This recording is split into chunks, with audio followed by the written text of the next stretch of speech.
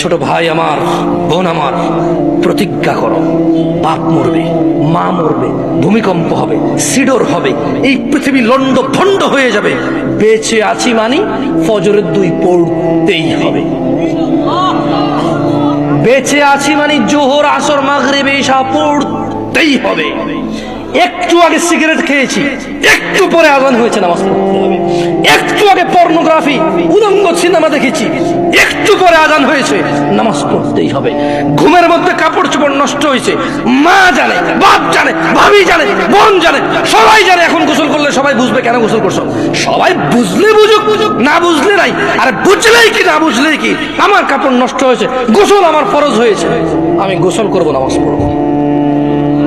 রাতে আমার ঘুম আসে নাই, বন্ধু বান্ধবের পাল্লায় পড়ে সারা রাত বসে বসে উলঙ্গ ছবি দেখেছি, যা অত্যন্ত ঘৃণিত এবং যা আমার জীবনকে তছনছ করে দেবে, যা আমার জীবনের বরকত নষ্ট করে দেবে, যা আমাকে লাঞ্ছিত অপমানিত করবে, এমন অপরাধে লিপ্ত ছিলাম। কারণ এই জানাবে বিচার যে করবে, যে জানার সাথে জড়িত, সে অপদস্থ হবেই হবে।